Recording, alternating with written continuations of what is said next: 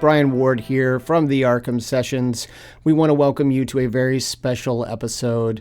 Drea and I this past weekend, Valentine's Day weekend, spent our time in San Diego, California, where we participated in our second ever San Diego Comic Fest panel, where we basically got the opportunity to tell a whole new group of people all about the show. For us, it was a great opportunity to spend some time with some folks, let them know what the show is all about. And I think we got a really interesting conversation out of the audience there. That's one of the things that Drea and I love about the panels at San Diego Comic Fest is just the participation level from the audience. It's not just a standard panel where people talk and then you take questions at the end. These guys actually ask questions throughout the panel, and it sort of becomes this awesome, engaging conversation. With that said, here is this week's episode. It is our live panel from San Diego Comic Fest 2016. Join us next week when we come right back to Batman the Animated Series. Until then, you can follow Drea on Twitter. She is at Arkham Asylum Doc. I am at bward028. And of course, we both man the Arkham Sessions Twitter account that is at Arkham Sessions. You can also follow our family at fanboycomics.net. They are at fanboycomics on Twitter. Comics is spelled with an X. Enjoy. How's everybody enjoying the convention so far? Yeah. Have you guys been coming each year? We've been every year. Every year, yeah. We came last year and loved it and decided we wanted to definitely come back this year, mainly because, we would have great panels where it'd be like, intimate settings where it's not like Comic-Con where it's just a bunch of people on a panel talking and other people listening. Like, we really enjoyed the fact that people got into the panel last year and would actually, it almost became like a town hall where we got to engage. So if you guys have any questions at any point in time, or if you want to contest anything this one says, she's the expert, then... So you know what we're talking about then, it's just her. I'm just, I'm just a pretty face. That's really what it comes down to. Well, for starters, for people who don't necessarily know the Arkham Sessions, we are a weekly podcast. You can find us over at fanboycomics.net or on Drea's site, Under the Mask Online. We're also on iTunes and anywhere you can get podcasts. And really, our whole thing is we decided to take Batman the Animated Series, probably one of the more seminal animated series, I would even say shows in general, when it comes to telling good superhero stories from the 90s. And we literally go through episode by episode, and Drea treats it like a real-life event where she will psychoanalyze that episode and those characters from the perspective of a clinical psychologist. Drea, I'll let you talk about your credentials and why you can speak about this with authority. Right. Well, good morning, everybody. It's good to see some familiar faces. Welcome back, for those of you who've seen our panel before. My name is Dr. Andrea Letamendi. I go by Drea, and I'm the co-host of the Arkham Sessions. I am a clinical psychologist. I have a Ptsd in clinical psychology, and I'm a huge fan of whatever's going on behind us. Yeah, should we maybe get our volume up a little? We can do that. Oh, thank you so much, Josh. So basically, my origin story is that I discovered superheroes through Batman the Animated Series when I was 12 years old. And it was the gateway into just getting into comic books, getting into the superhero stories. And later I became a psychologist and essentially was called back to comics. I struggled with kind of being a comic book fan, being a female comic book fan, and going into a serious field and feeling like I wasn't sure if those interests and passions could really be integrated into my profession. And explain that a little bit for people who don't necessarily understand, being a woman. But those geeky loves, enjoys, and then trying to also turn that into being a psychologist? Yeah, I think, the concern is that, if I am in graduate school, if I'm getting licensed, if I'm going into this field where I'm supposed to be a serious professional person all the time, how do I manage my, deep passions about people who do not exist, characters who do not exist? And at the same time, I was actually writing a blog, and I had a social media account around analyzing Batman and related characters, and was doing it under a pseudonym because I was concerned about patients finding out about what I do, or I was going to Comic-Con and sort of being concerned about what those identities, what my identities would be, how they'd be perceived. And at the time, you were dealing with what kind of patients and clients? At the time, I was dealing with all sorts of patients and clients, but I was working with adults. I was working with veterans and soldiers who had returned from Iraq and Afghanistan with psychological and physical injuries. And so much of my focus during my early career was around post-traumatic stress disorder and treatments for combat-related trauma. And that link between real-life trauma in the battlefield and superhero trauma was very similar. And so that's sort of where I found that my professional interests were really starting to dovetail to what I was doing with comics, that I was actually writing about these characters, that I was actually speaking to comic book writers. And someone earlier mentioned a very important story in the Batman universe, in the Batman comics, called Death of the Family. And I was actually a consultant for the Batgirl book at the time, and I didn't realize this would happen, but Gail Simone wrote me in as the psychologist treating Barbara Gordon, aka Batgirl, during that run. And not just someone that was supposed to be you, it was Dr. Andrea Letamendi, right, clinical psychologist. Right. So she drew me, so the artist at the time drew me into the book. My name was used, and it was my profession. I was a clinical psychologist treating Barbara Gordon for trauma, for superhero-related traumatic exposure, which was very similar to the work that I was doing. I was providing interventions for soldiers who had combat-related trauma. So talk about that for a second, though, because a lot of people, we've noticed as we've done the show, that a lot of people are surprised that there is a realistic similarity between what is ostensibly fantasy-based superhero characters and real-life soldiers and police officers and et cetera. But you've run really successful panels and sessions on this topic. Talk about the similarities between real-life soldiers and heroes. Sure. Well, when we work with soldiers and veterans who come back from warfare, we find that the integration to kind of like non-war life, like civilian life, can be difficult. And part of that is that they're trained to do something very specific. They're trained to essentially be a soldier, and a lot of those ideologies are normalized. You fight against the enemy. You're every day exposed to potential violence, to unexpected, unpredictable types of traumas, like improvised explosive devices, right?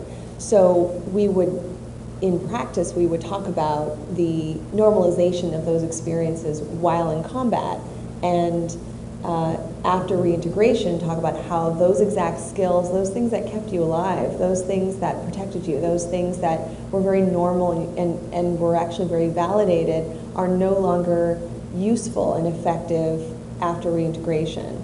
And the problem with the mental health, psychological aspect of that is that your brain doesn't just snap back and recover from that, right? Your brain is still on edge. Your brain is still expecting explosives. Your brain is still thinking that you're in a dangerous environment. And so with superheroes, we see similar types of reactions, that when they're being trained, when they're when they're on the job, when they've got their cape and cowl, they're expected to be exposed to some of those combat-related traumas. They're expected to be targets, and they're expected to put themselves into the line of fire.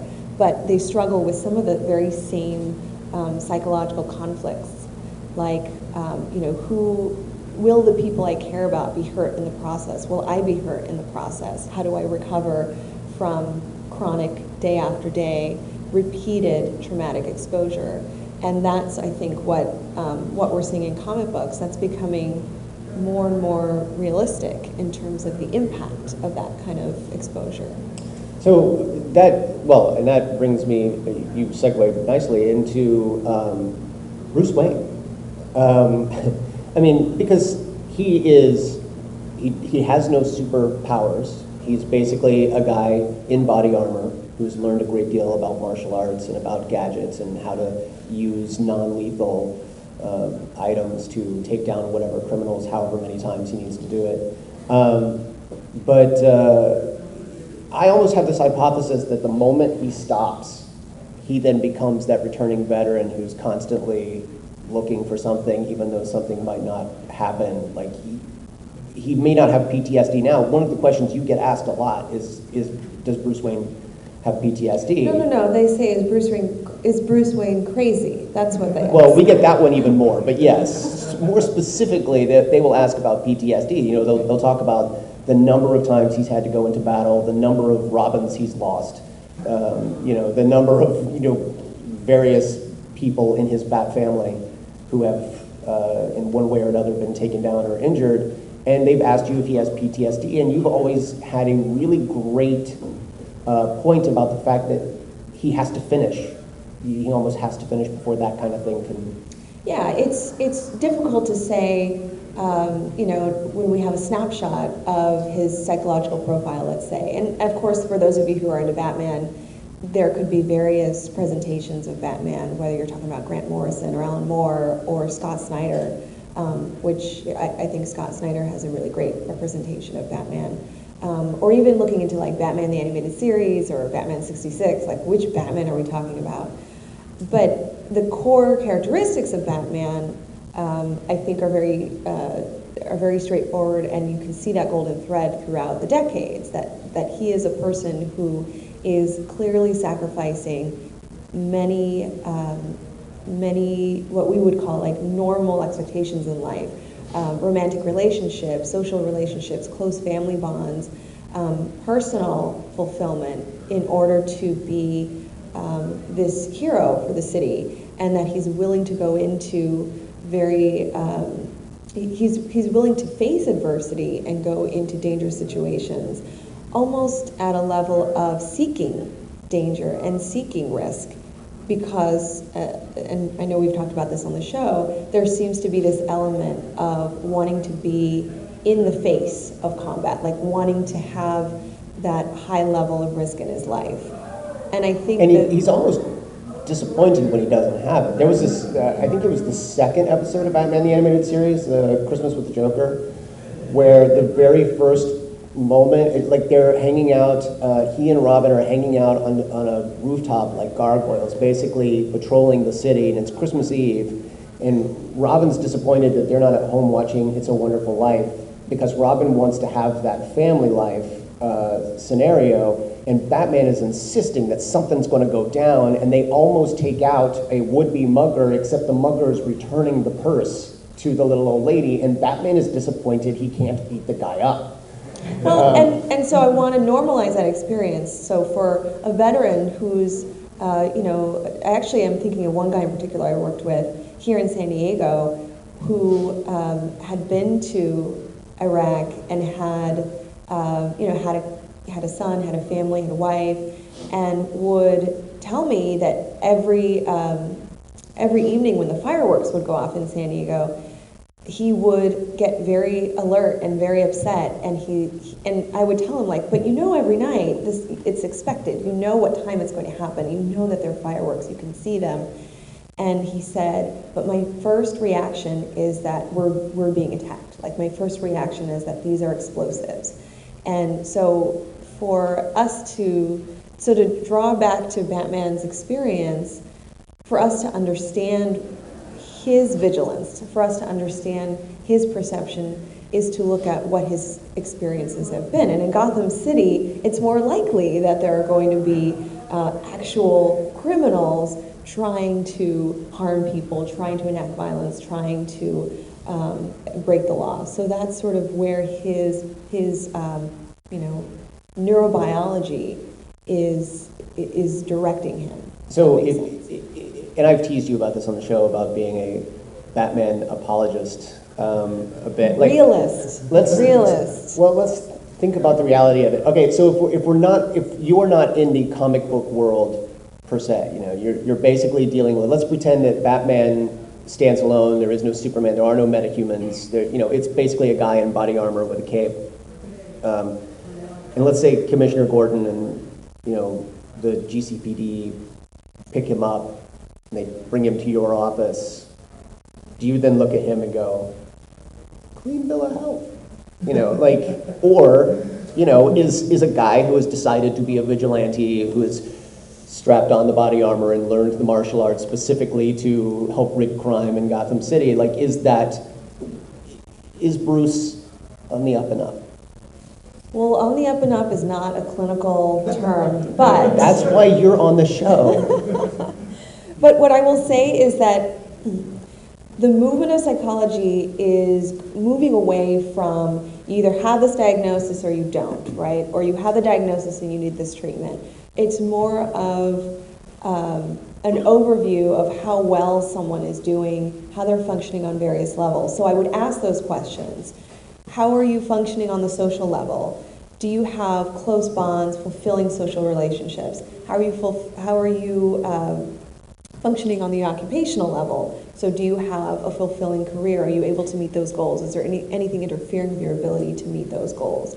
How are you functioning on the emotional level? Are you experiencing extreme sadness, distress, psychological disequilibrium, whatever you want to call it, the idea that someone is in turmoil, in pain? And I would expect that some of those responses would be that yes, he is experiencing distress and he is experiencing psychological pain. But he may say, this is the life I've chosen. This is my duty. This is my mission, and I'm fulfilled in that way. And so then I would be like, who am I to tell you, no, you need to live a normal life or you need to wear normal clothes at night. That's not for me to say. What I am there to do is to assess whether his quality of life is good and whether the reason that it's not good is because of some psychological impairment. He is a Wayne in Gotham City. His quality of life is pretty good. I got a question about Yeah. that. About all this stuff he handles, for someone like us, say if three of your friends have a serious meltdown or issue, and you decide to help every one of them, you're taking on baggage, and you can only help so many people. You're not stopping any crimes, you're not doing anything near as much as he is, but you're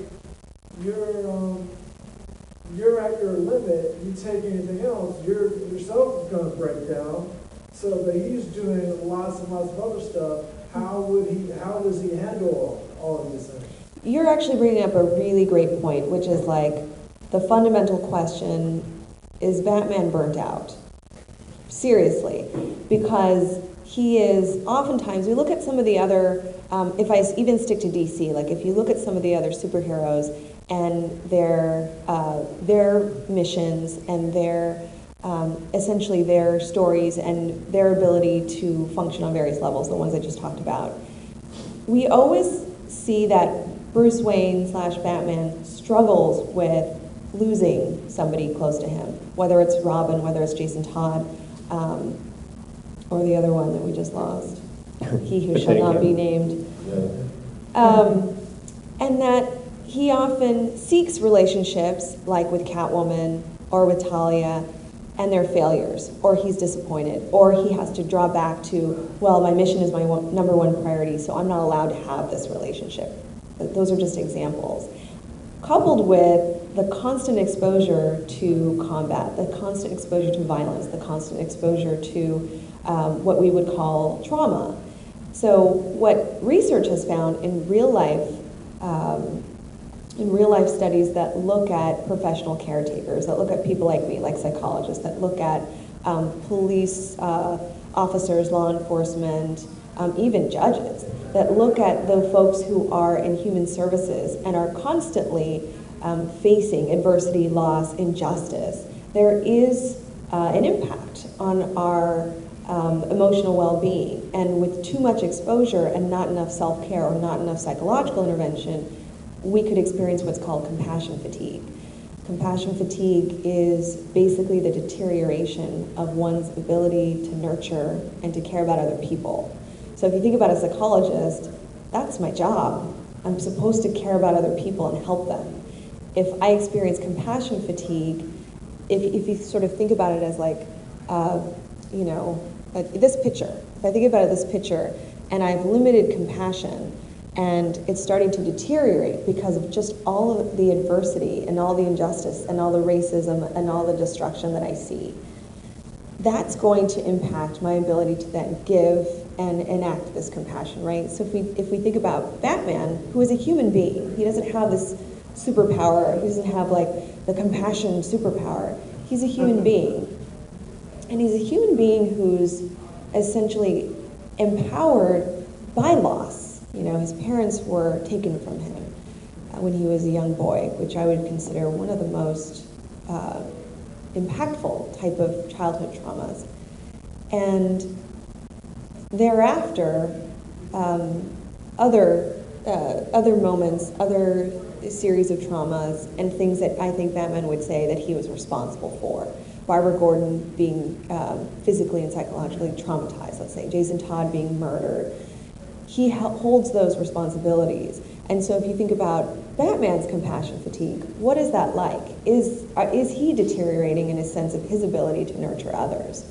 And you'll see in some comic book narratives and some of the stories that he does question whether he never questions whether he's able to do his job. He's constantly saying, no, I'm the only one, I have to do it.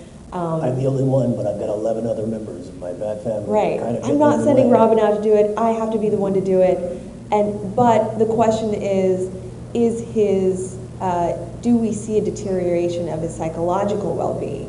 And I would say that yes, we do see a deterioration of that. We do see that he is hardened, that he is sometimes very negative, that he is sometimes looking at the world as if the world is always dangerous and risky and hurtful and harmful. And on one hand, like we've known Batman writers who have said that's his gift, is to be able to look at an environment and always have an out, or always have he's always got some sort of contingency plan. But then one has to wonder if that's actually detrimental to his own psychology, to his own mental health. Right. I mean, if you're constantly looking at the world as a potential negative, that's got to hurt him in some way. It does, yeah. What I've seemed to find is that Batman just kind of hates people in general. He just kind of hates like the human race as a whole. He doesn't trust anybody. There is that. In Justice League, whenever a major power comes up, he finds their weakness and then creates a contingency plan just in case. Of course. And that's usually because his prediction is that fundamentally, I wouldn't say all human beings, but I think he thinks fundamentally many human beings are either dangerous or are selfish or will harm other people. So I think that he has this sort of hypervigilant expectation. He has this hypervigilant approach. Yeah. I would like your opinion, if you have someone who has that negative of a worldview, who then puts on the taping towel to go make sure others stay safe when you are that pessimistic. So what's that motivation? You mean how does that impact other people, or how does it impact Well, him? why do you live that? Because if you literally think the world's a bad place, people are inherently bad, why go out and save it? Do you want my real answer to that? Between us, I think there are a couple of reasons. I think that he does believe that he's effective and that he has an important role. I mean, if you think about just human nature, We have some basic needs. We want to feel, we want shelter, food, like Maslow's basic needs, fine. But we also want to feel important. We want to feel like we have a purpose, like we have a role, like what we do is meaningful. And I think for him, this is that. He is meaningful and he sees himself as effective. He sees himself as having this role. Now, whether he's actually effective at it or not is a different perspective. But I think from his perspective, he is effective, and that is his true calling. The other piece that I think is more controversial, but I truly believe in it, is that there's something about Bruce Wayne, Batman's characteristic, in that he's a sensation seeker, and that he actually thrives around risk. And that, if you take, even in this room, if we took a poll, let's take the poll. How many of you, hands up, if you're into like roller coasters and skydiving, like you just like that rush, you're into it. There's some things I can't do anymore, so I don't. So perhaps, maybe there was a time where you were enjoying that. Oh, yeah. And then for the rest of us, raise your hand if you don't like roller coasters and you don't like those feelings where your body's out of control and you don't like feeling anxious, right? So there's no diagnostic layer here. This is just a human trait. Some of us don't seek that rush. Some of us don't need the dopamine and norepinephrine in that part of our brain, which is what the chemical response is. Some of us really thrive on that, and we really enjoy that rush. We really enjoy that neurochemical push that happens in our brains when we're... How many times have you skydived? 25. Right, so this guy. So some people seek those experiences. Are you saying I can be Batman? I'm not saying, I'm not saying you can be Batman, but I'm saying you have the fundamental feature that could lead, you have one of 20 fundamental features that could lead you to be Batman. That's funny. It's the jawline. That's right.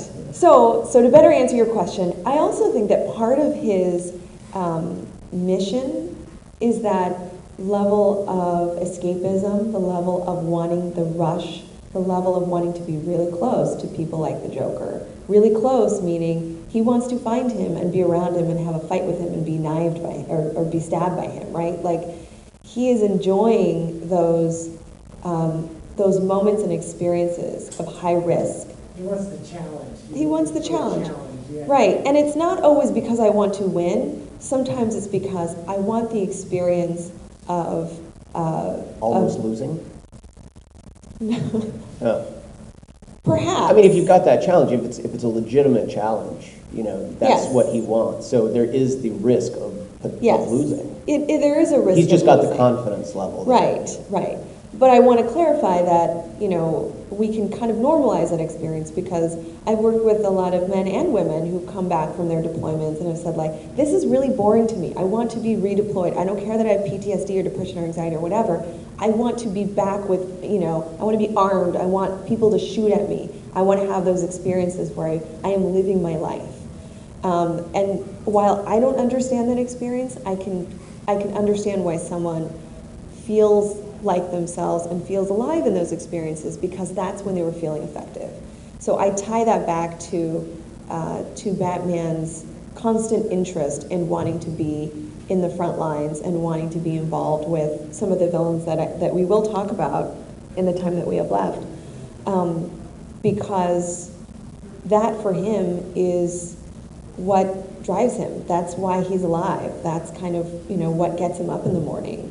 And I realize that the logistic reason is that, you've got sales of comics and you've got a comics code that was introduced early on and, whatnot. But if you're talking about the story canon, is that fundamentally also why Batman won't go ahead and kill some of the most lethal in his rogues gallery, because he knows that he'll always get an opportunity to have that sensation seeking again? Well, one of the challenging questions that you've brought up on the show is what would happen to Batman if Arkham Asylum were an actual lockdown facility and people didn't escape. He might not work so hard to put them back there. I think he has a deal with Arkham Asylum where. Well, this sort of brings up People the, like, flip this is sort of I have a love-hate relationship with Batman, admittedly. I think he is the best, he's the most interesting superhero to read month to month. Like, I really enjoy reading Batman. I think realistically he is an awful superhero. And I think part of that is because of his very real popularity in our world. Because you've got a guy who vowed to strike fear in the hearts of the cowardly criminal lot, but no one in Gotham City is scared of him. I mean, and I say that very seriously because you've got the supervillains, and we'll just chalk it up to, they're crazy. They should be scared of it, but they aren't. I'll chalk it up to that. Okay. You won't. I won't. Then you've got their thugs, who are more scared of the villains than Batman. You're like, okay, well, they've got a connection to the Joker. I'd be scared of him too, and I would probably do what the Joker told me to do.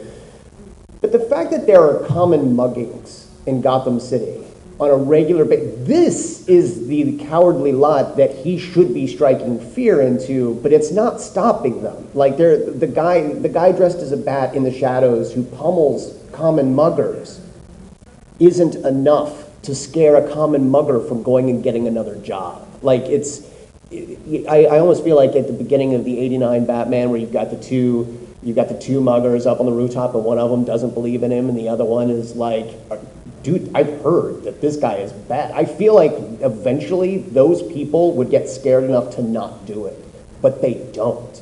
So, and then you've got the supervillains, some of which have literally broken out of Arkham just to make Batman upset. Like, no one in Gotham City is scared of Batman. So I have, issues, and yet I buy that thing.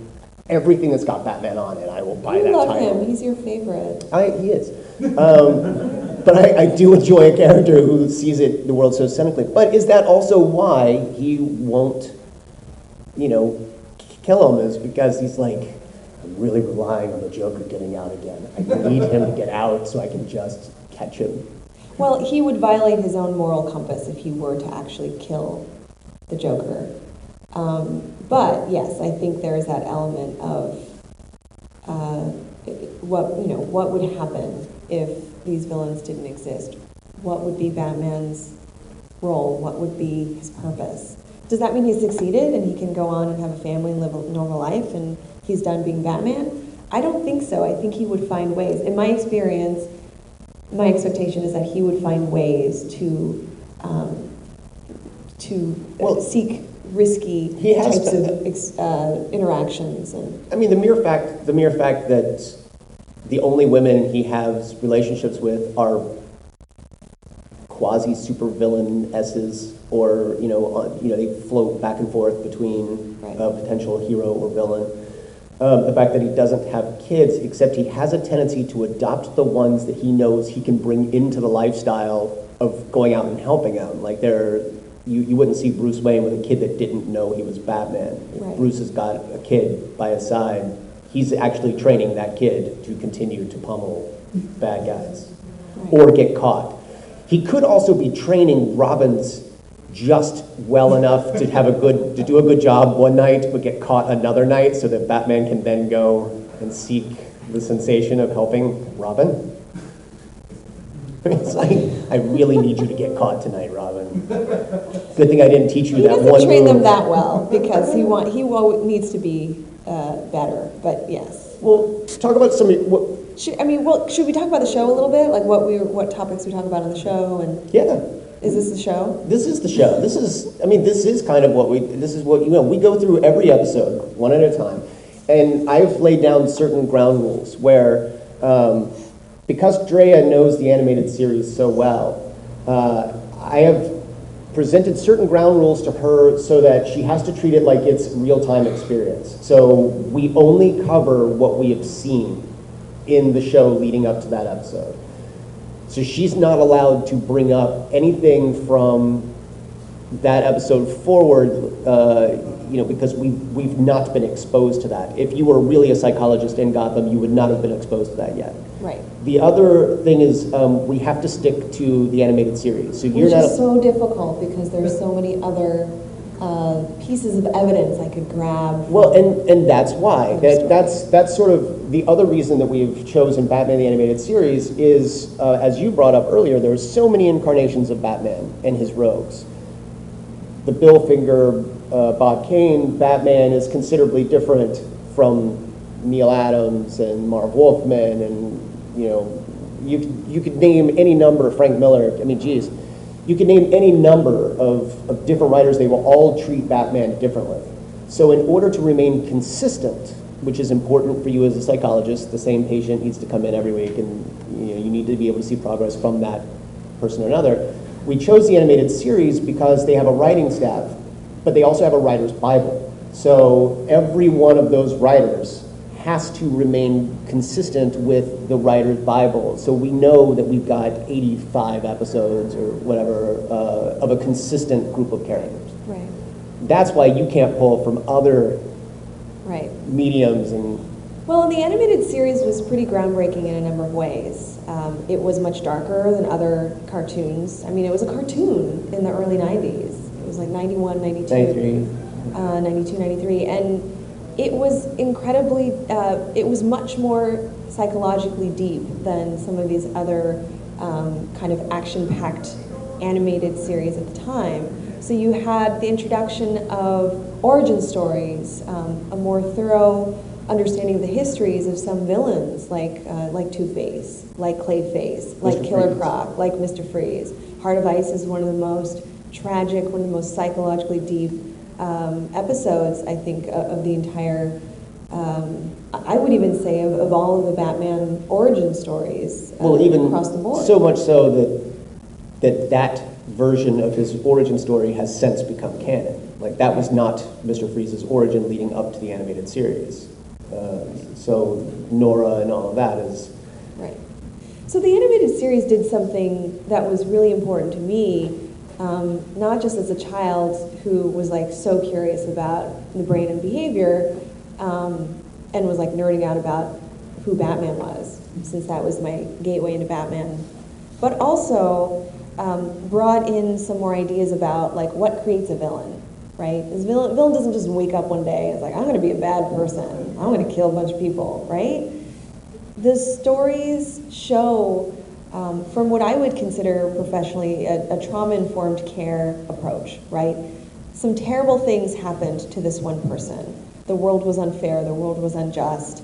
That harm and violence and loss created this person, created that villain type of persona. Yes, some other things come into play, and we know that there are much more complex neurobiological, psychosocial variables. Sometimes the MSM machine. Sometimes the MSM machine. That's Marvel. Stop. Now you distracted me I know. with that. That's what I do. So the reason the animated series is a great starting point for us is that we can take some very real psychological science and apply it from the get-go, from episode 1 throughout. Now we're in episode, I think, 78. So we've had a nice platform to start with this cartoon and then basically lift the psychological science out of those stories and talk about, what is trauma? What is the impact of trauma? What is a psychological disorder? What's a mental illness? Well, and that's the Those beauty of types the of show as well, questions. is you're able to look at particular characters, and because you're a clinical psychologist, while you won't necessarily diagnose, because you need more than 22 minutes to diagnose a patient, while you won't necessarily diagnose, you will certainly talk about this character is showing symptoms of, or showing signs, like I would lean toward this because that would help me treat this person in this way. Like, one of the common things that we're asked, especially when talking about Two-Face, is a lot of people refer to him as having dissociative identity disorder, multiple personality disorder. And you were very quick to put the kibosh on that. Why? Because clearly in order to be diagnosed with dissociative identity disorder, formerly known as multiple personality disorder, which is incredibly rare, and there's no neurobiological evidence for that disorder, by the way. So it's very controversial whether it even exists, is that you have to have two distinct identities two or more distinct identities that are not aware of each other and that act in completely different ways. Whereas when you look at Harvey Dent, aka Two-Face, you see that he's, while he has very distinct expressions, those moments of, we could even call them moments of mania, where he is out of control and he's, hyper-violent and he's motivated by, those strong urges. That is more like a bipolar disorder type of presentation than dissociative identity disorder, where you would have a completely different identity that is not aware of the other identity. Right. One of the people we get asked about most was a character specifically created for the animated series, but has become incredibly popular, and that's Harley Quinn. And especially when we're talking about Harley and Harley's relationship with the Joker and whether or not that's appropriate or whatever. And we get a lot of emails week to week, regardless of what episode we're covering, specifically talking about Harley. Yeah. And a couple of the questions, like for example, I've got an email here, and I thought this was really good, so I hope you agree enough to answer. Do you think it's appropriate for Harley to be treated at the same hospital as her former co-workers / peers? Now, Harley, in Mad Love, it was established that Harley was a former psychologist who was sort of seduced by, I guess, the novelty of the Joker to become his hench person, and now she's a patient at Arkham.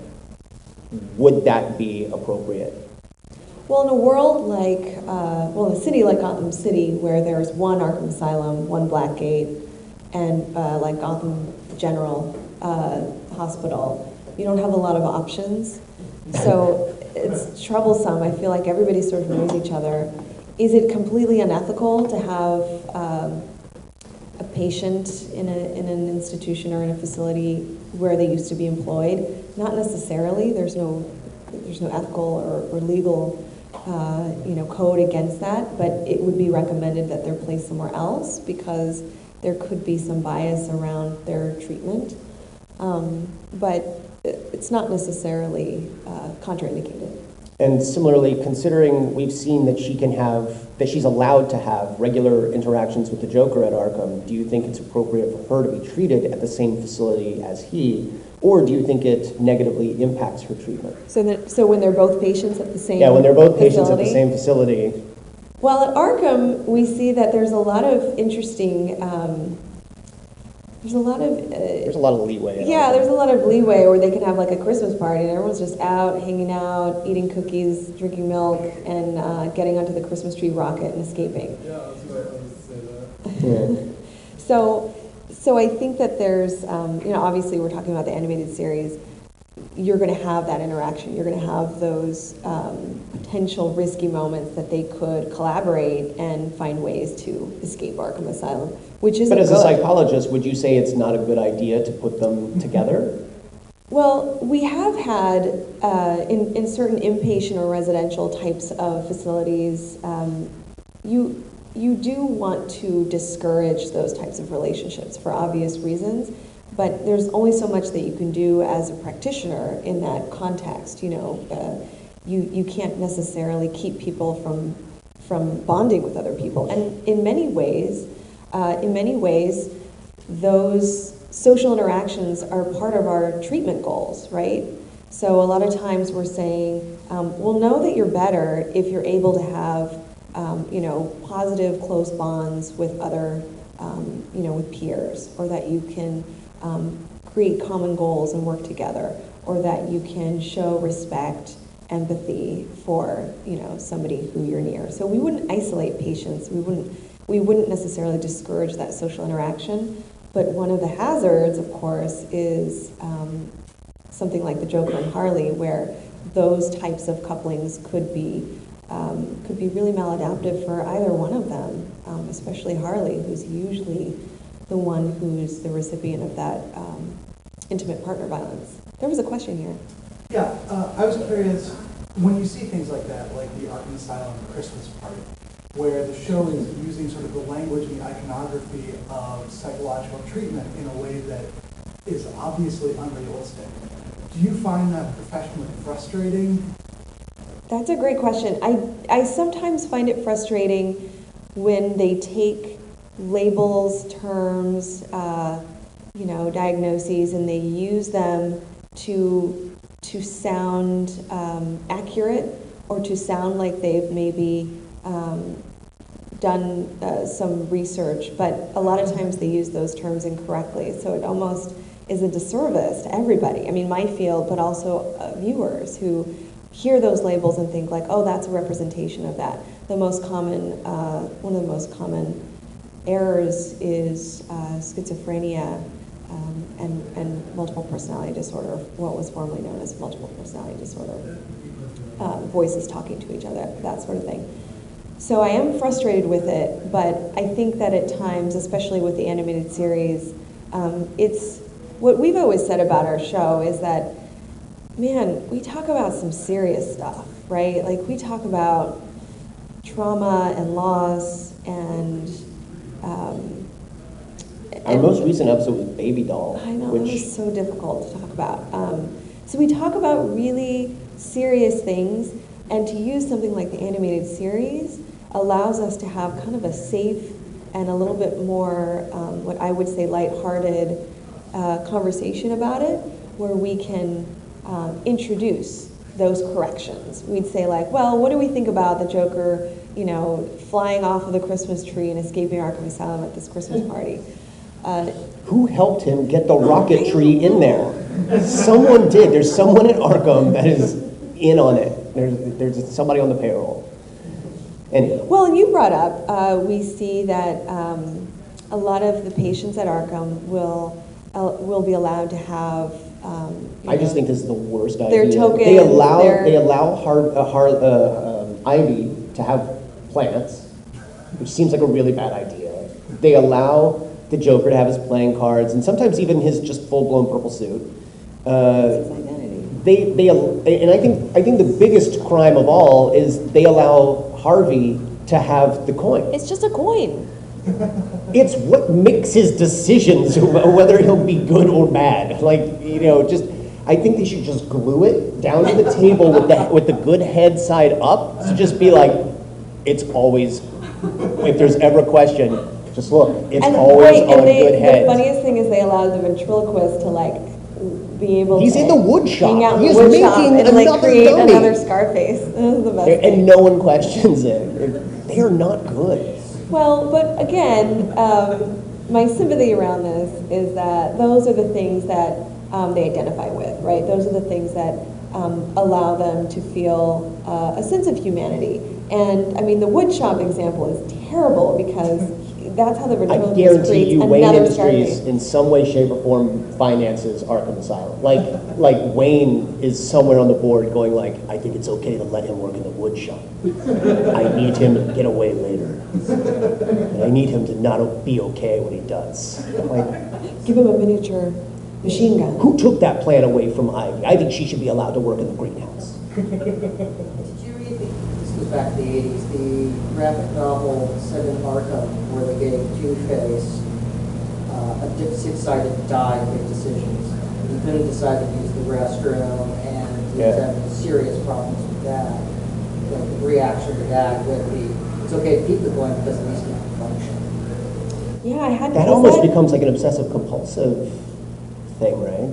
Yes, and we've talked about him having this sort of like magical thinking, obsessive compulsive type of trait where he isn't able to make decisions without this, object that he relies on. But I could see that as being problematic, that if, we want to remember that what's realistic, I mean, as silly as these conversations are, what's realistic is that patients have fundamental rights while they're in facilities, and I think these are these characteristics are interesting when they come up on the show because some of those rights probably wouldn't be brought up, but it reminds us that that those rights do exist. I'm familiar with them. I'm sure you are. Well, I'm sure you are. And it's interesting because one of the things I know you were really happy about when Gail wrote you into Batgirl is that we get to see a mental health professional, or at least someone called Doctor, who is not a bad guy in Gotham. Right.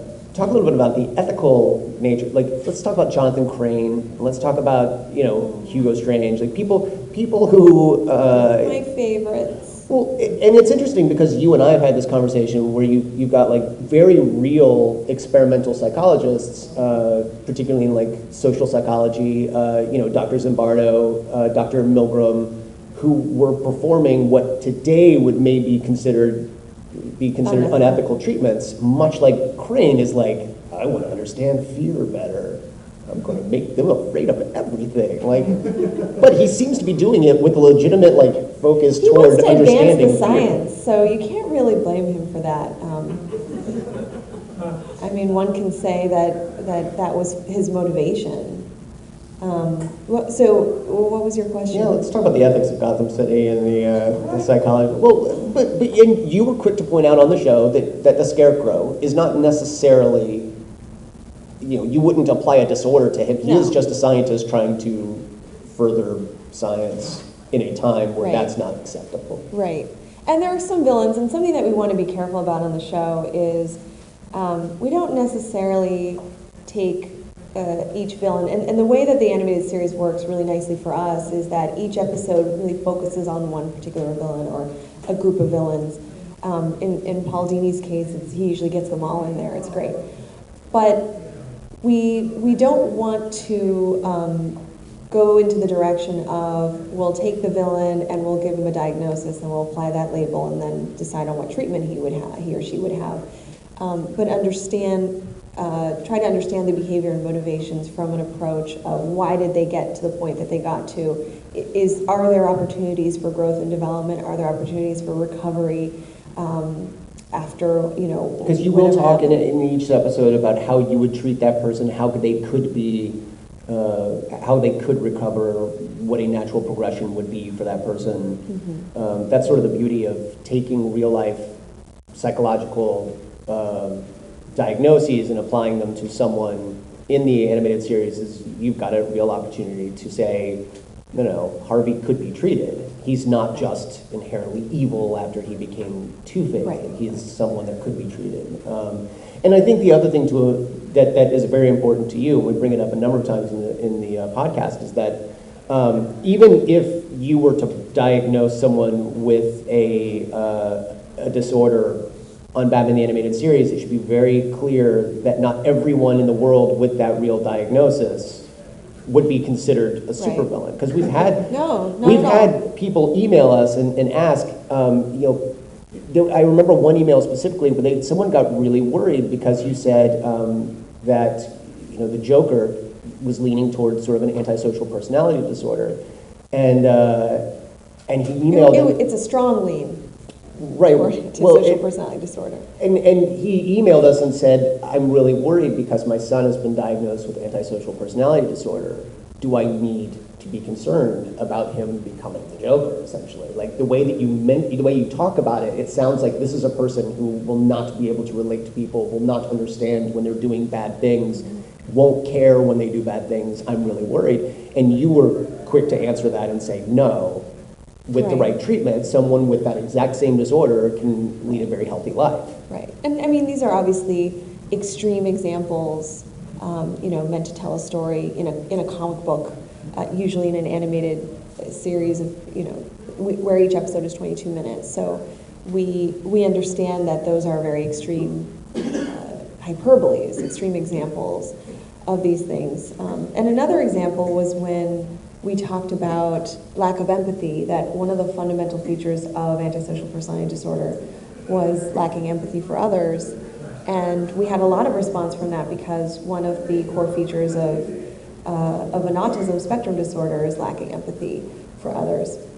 So there was this concern that well, if you have features of autism, does that mean that you'll grow up to be the Joker, or you'll grow up to have this really violent type of persona? And so those are some very real situations that we kind of have to speak to, that while these are symptoms that come up in these narrative figures or in these fictional figures, in real life we have a constellation of symptoms for each person that we have to think about, not just that one core feature or another core feature.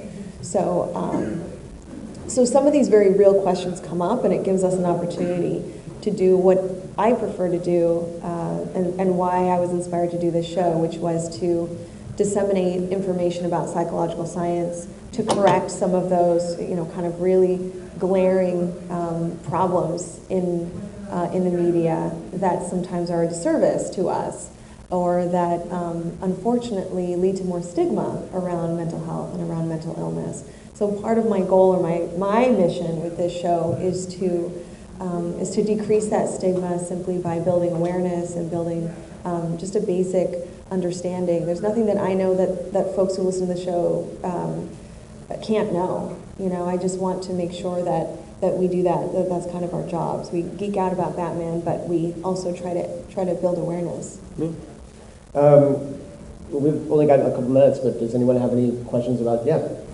Do you think the Joker would have been different if he had been treated before he was incurable? Would he have been treated before he was incurable? Is he incurable? He's incurable. I think we should start with, is he incurable? I don't know. How good at your job are you, Doctor? You know what? I don't think anyone is incurable, psychologically speaking. I wouldn't say that. If he's willing to be cured, and he seems to be unwilling to be cured, Exactly. He doesn't want to be cured, so he's not curable. But what do we need to cure him of? His madness. What is his madness? I mean, right. I mean, he's like the perfect example of insanity in just popular culture, Yeah. comic books, and literature. And I think that's a really interesting point. And we know writers who've written for Batman who specifically say that they love writing for Joker because you almost don't have to adhere to any rule whatsoever. You could literally just make him whatever. But well, what I would say about this is it's very true. He's unpredictable. He is a murderer. He's homicidal. He's violent. In his very first appearance, he actually accidentally stabs himself, and it's hilarious. His own death. He's so obsessed with death and murder that even the possibility of his own murder, or the idea that he accidentally murders himself, is fundamentally hilarious to him, which is really psychologically, I would say that person is impaired, right? But I would also say that I actually disagree with you, Brian. I think that you can't thanks just for write, coming, everyone.